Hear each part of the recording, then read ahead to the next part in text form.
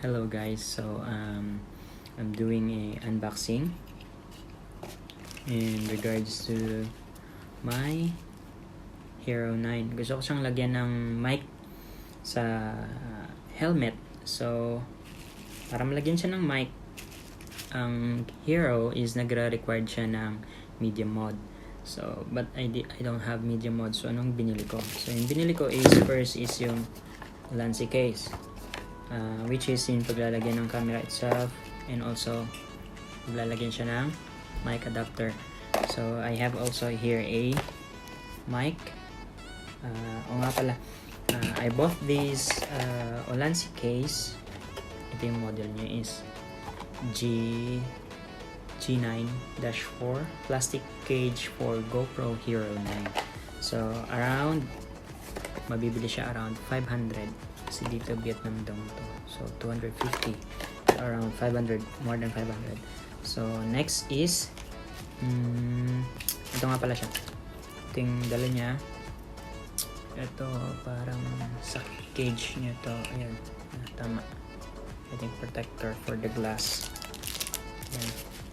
May cover. May dala siyang cover din. Then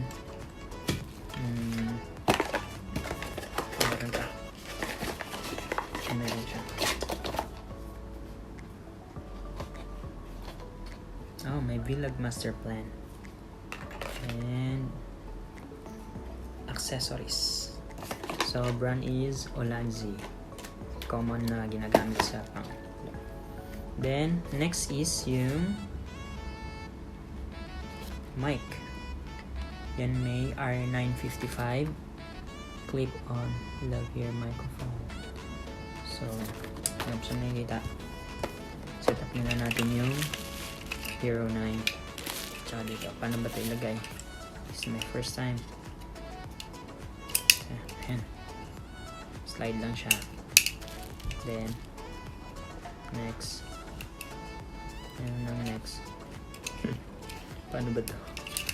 Ito parang ano ito,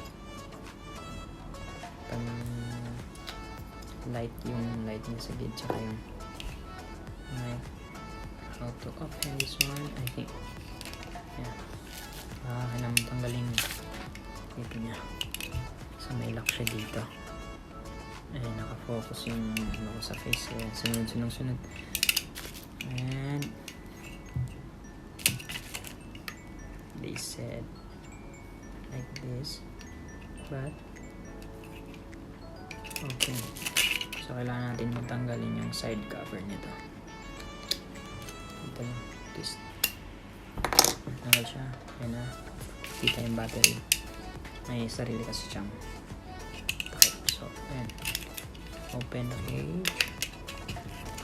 Yes, fit. And ayan. Nag-click po siya. Ayan. Naririnig mo yung click. Ayan. Ibig sabihin, nakalock na siya. So nakalock nga ba? Ayan, lock na siya. Ayan. And this one can be, oops,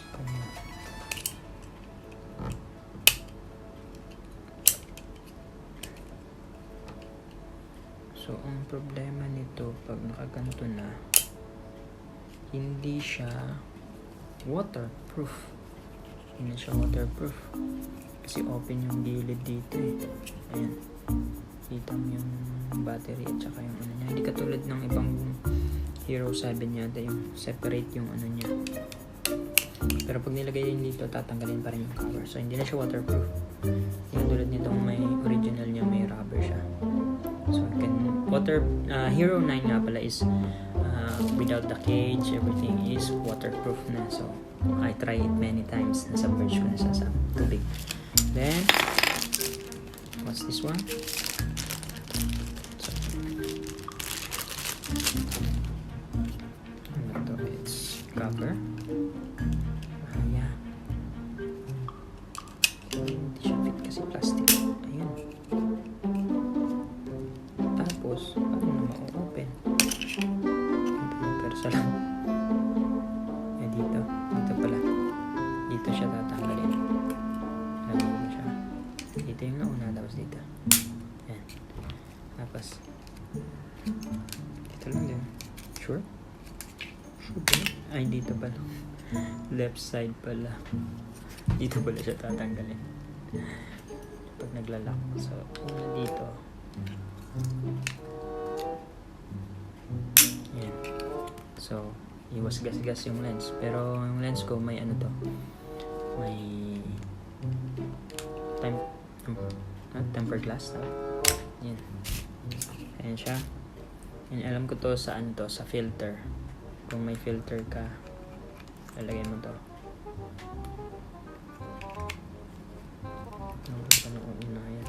Kaya pwede mo siya filter. Malalagyan. So, ayan. Okay siya. So, parang mabigat lalo. So, nilagdag. Hero 9 mabigat na.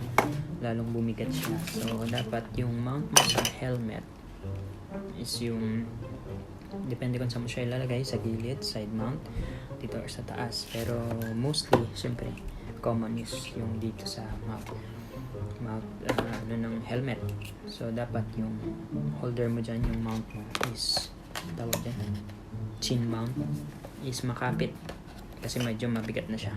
Hindi ko alam kung ilang siya. Kasi yung Hero 9 itself is mabigat na siya kasi nasabi nilang armor camera, which is metal body niya. Metal body is ito, mayroon siya nakasil. Ito na yung adapter. So, ito na bubuksan siguro sa taas. Hindi. Kuha ko lang.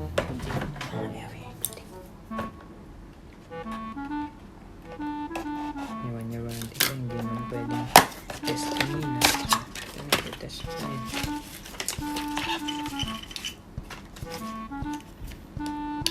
Kaya natin na wala na yung focus na yung face lock. So what's next? Maliit lang pala siya. Hindi pala yung expected ko na medyo pahaba pala siya. Kasi nakita ko sa picture yung medyo matabang short. Yun siya. For sure hindi rin to waterproof. Siyempre pag napasok. So may saksakan siya ng USB, which is continue charging, and also the mic. Ano ba yung mic? 2.0 ba yun?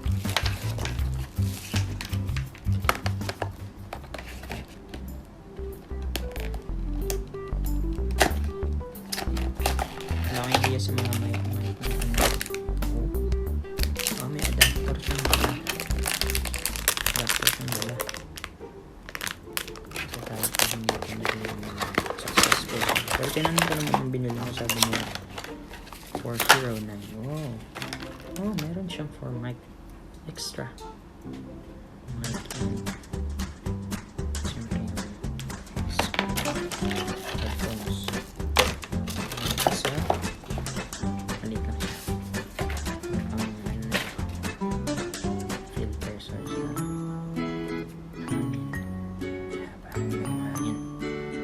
So, let's try.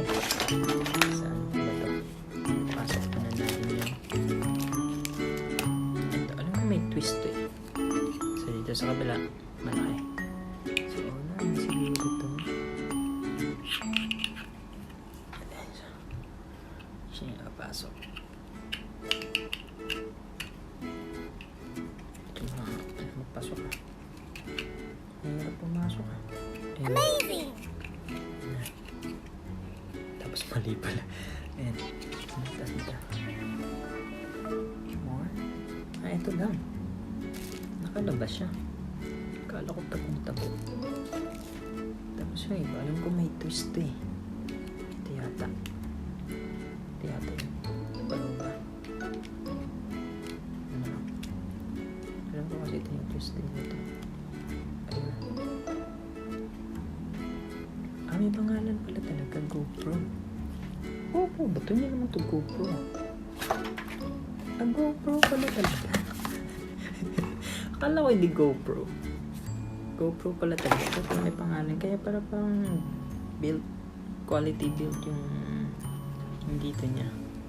Which is parang ma-flex nga siya. Ay, nagalaw nga lang siya. Na ganyan-ganyan. So, dapat hugot. Ay, magandang gawin dito. So, ito.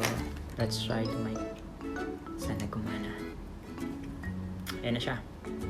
So, set up for helmet is hindi na siya waterproof. May takip siya dito. Pero may pipress. It's not waterproof anymore. So, mahirap to pag nasa helmet tapos biglang umulan. Yun yung concern ko.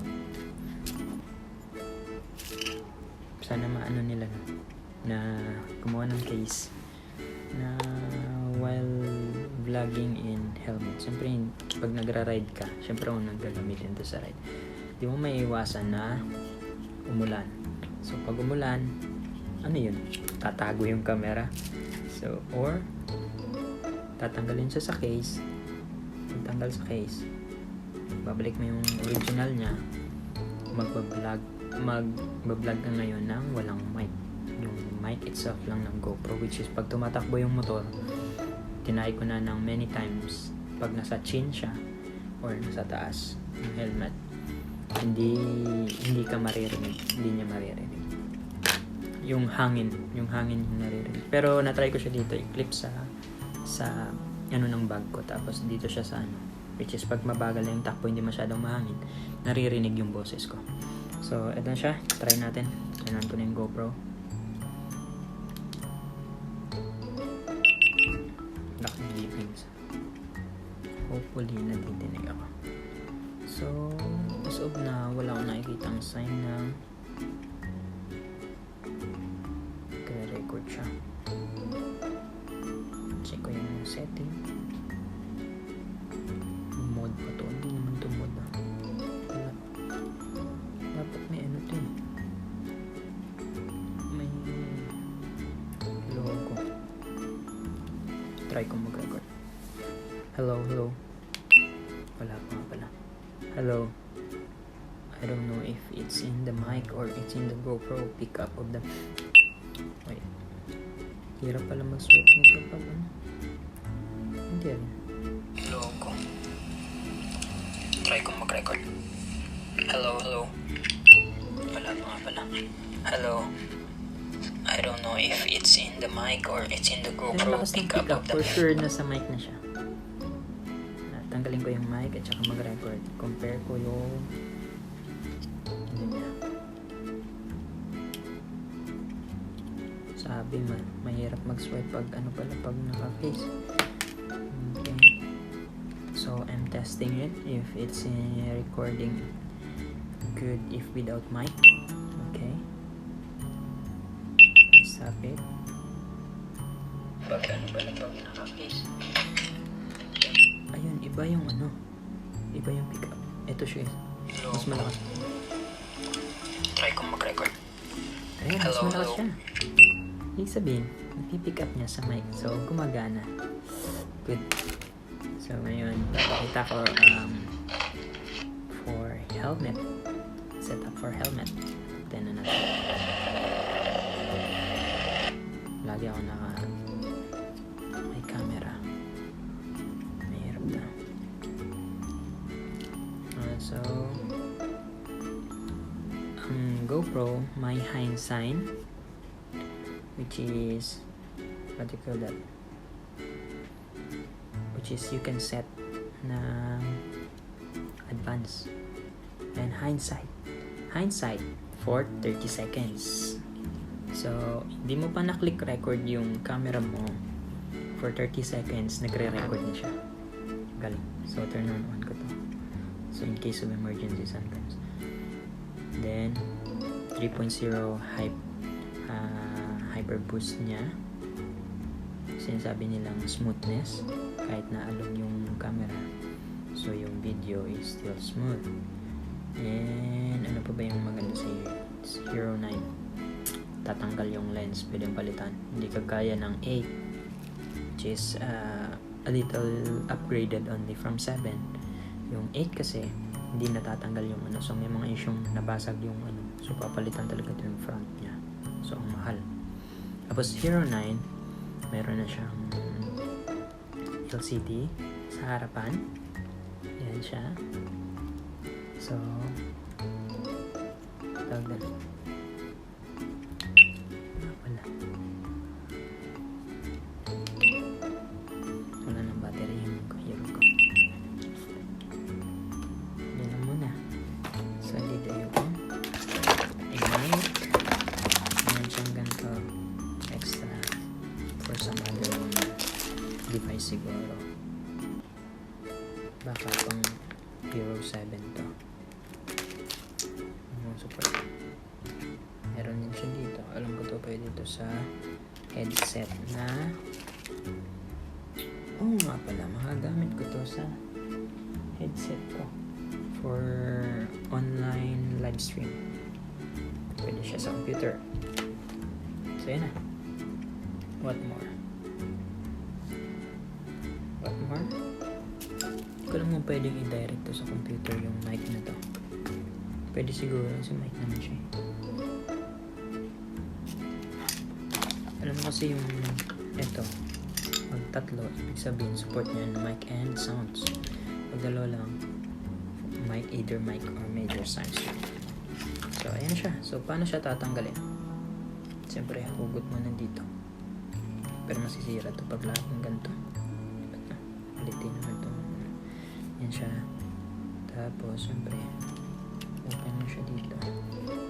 You need to open side cover. Side cover siguro pag papalit ka ng baterya. Ayan, tulak mo lang siya dito.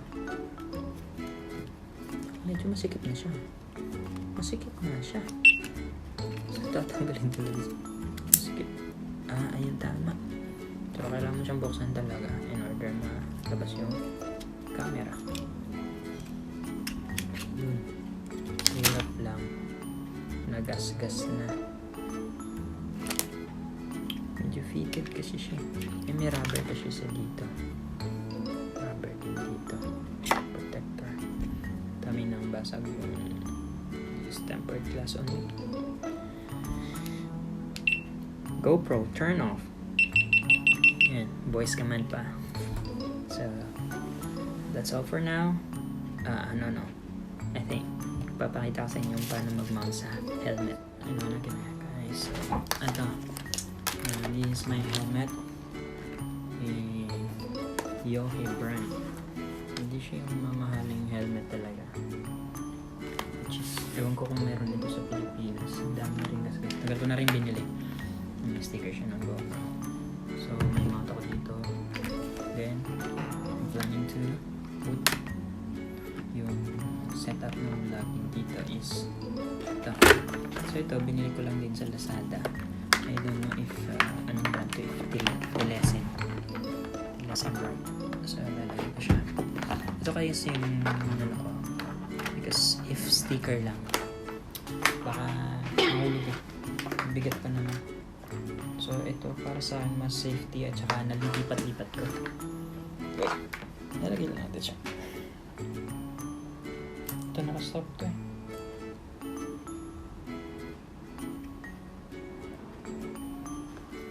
So hindi pala ako nagre-record pala. Salita ko ng salita. Ito na siya, naman ko na siya. Yung chin mount.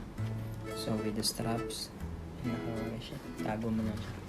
Itin siya sa loob na hindi siya sa gabal sa biyahe. Ayan na. So, pag close ko ito helmet. So, ganito lang siya. Hindi siya yung saradong-sarado kasi nga naiipit siya sa straps. So, titignan natin kung kakayanin niya yung GoPro. Bigat ng GoPro. Babalik ko siya.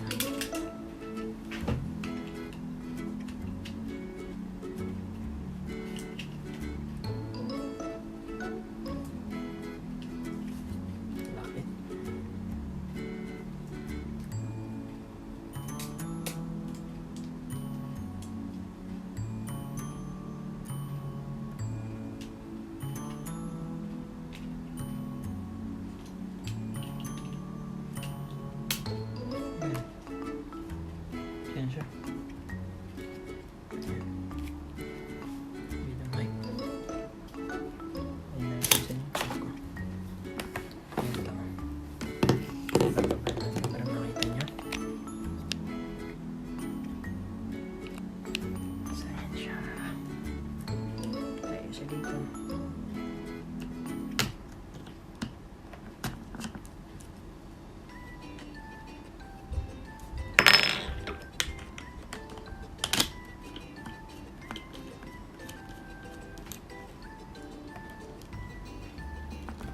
So, ayan siya.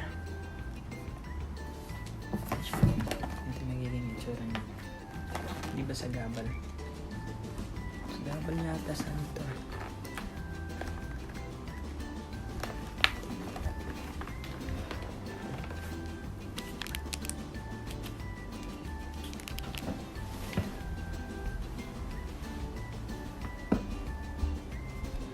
Bulungan.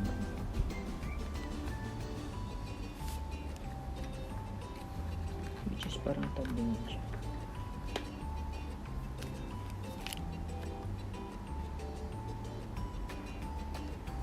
Hindi.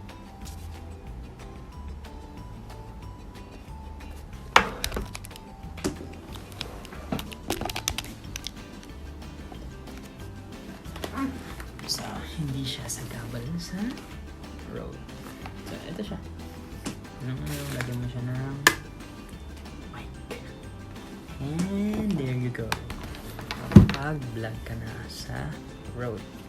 So, that's all for now, guys. I hope to encourage you to buy a gantong setup.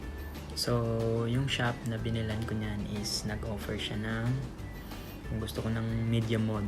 Yung media mode kasi halos the same price na siya ng nabili ko. Yung mic, yung adapter, tsaka yung ano ba? Yung case. Media mode. So, ano bang media mode? Yung media mode is yung sa GoPro din yun na which comes with the mic na siya. So, papakita ko siya dito kung ano itsura ng media mode. So, kung nagbabala kayo ng ano, I think kung media mode din naman, hindi rin magiging waterproof. Tingnan ko siya waterproof eh. Kasi media mode, may mic siya. So, makukuha niyo yung voice mo siguro kahit na. Pero yun pa rin. Yung concern kasi dito yung hangin. So, yung hindi ka katulad nito, malalagay mo siya sa inside ng helmet. Ayan, nakaklip yan siya doon. Kaya kapagsalita ka. So, clear yung voice. So, yun yung kagandahan doon. So, that's all for now, guys. Thank you for watching.